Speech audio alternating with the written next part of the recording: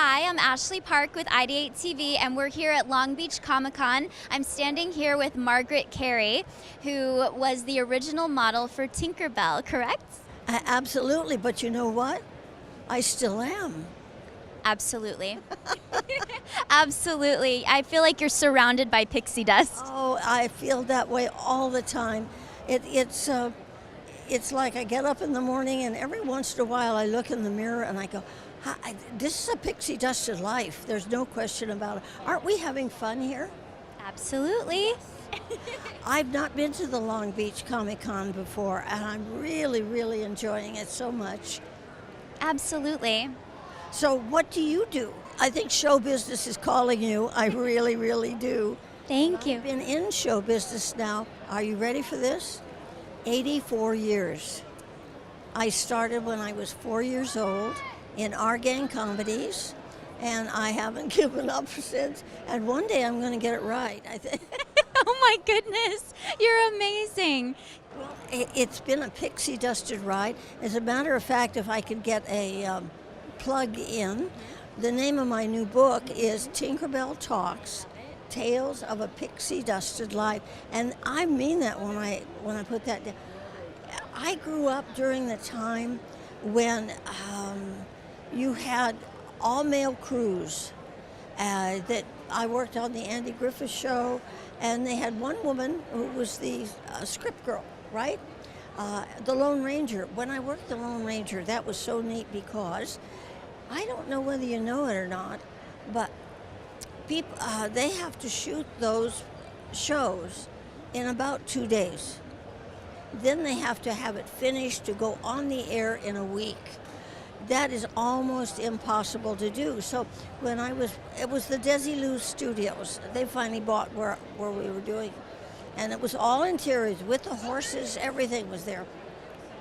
But there was a motley crew because these guys had been with each other, for 20 years, and there were a few salty words going back and forth.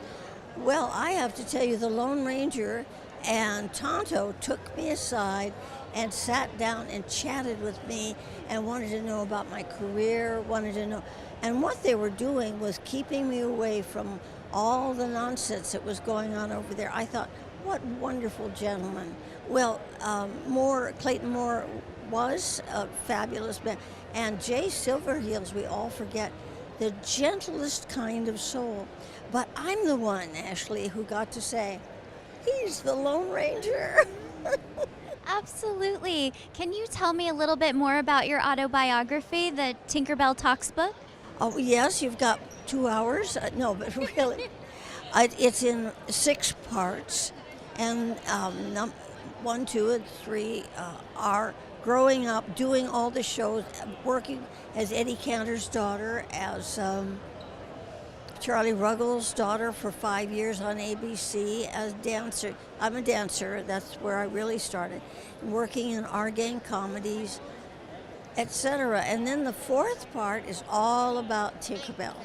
And I was working at Fox at the time, and I got a call from my agent, since I'd been working, I had one, and that they were interviewing for a 3.5-inch sprite who didn't talk. And so I went over and I did my pantomime, and they liked what they saw. And Mark Davis, who designed Tinkerbell, said, would it be convenient for you to come to work next Tuesday? And I let Fox know, and I was to work next Tuesday. It was really a delight. And I have to tell you, Ashley, I had worked at all the studios. And everybody sort of knew that Disney Studio was the place that you really, really, really, really wanted to be. So when I went over there, I could not believe what a happy place it was. Because it usually was, we'll say Fox. I had just finished Fox. And I think it was Georgie Jessel who was running Fox. He was a well-known comedian, vaudevillian, and a businessman. And we were doing this big number. As I said, I was assistant dance director, so we were putting it on. And he walked on the set.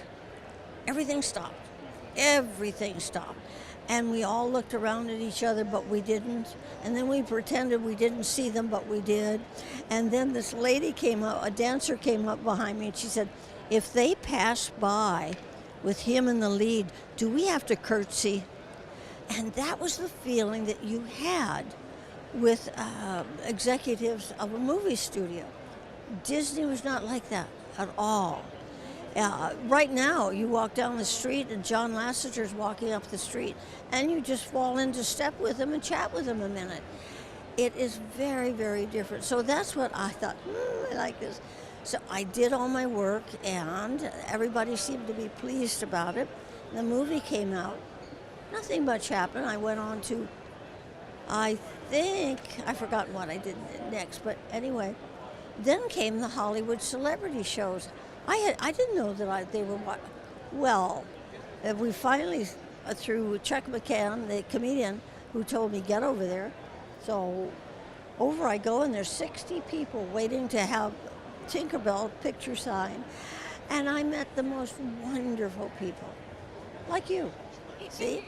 And it still is. It still is. I also in the Andy Griffith Show, and there's a big story about that. And then I'm traveling to Mount Airy, which is Andy Griffith's hometown, and we change it into Mayberry.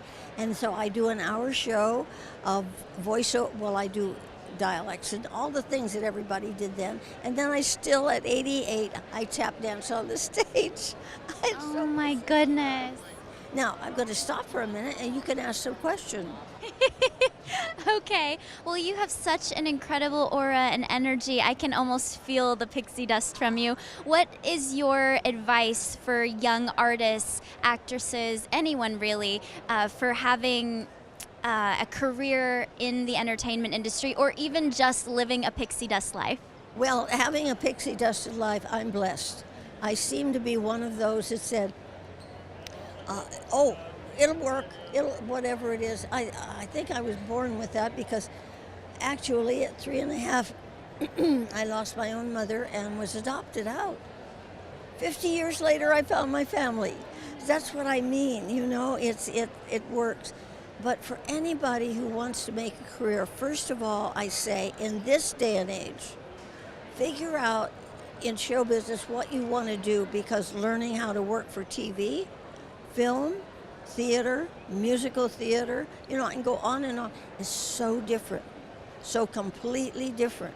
So pick one of them and at least start out and point towards that. You may change, but point towards that. For example, I have to tell you this. I love this one, and when I give advice, I love commercials. I love doing commercials. I do voiceovers mostly now. But if you go in to interview to some product that you're supposed to taste and really like, and if you're not an eyebrow actress, you don't get the job. Do you know what an eyebrow actress is?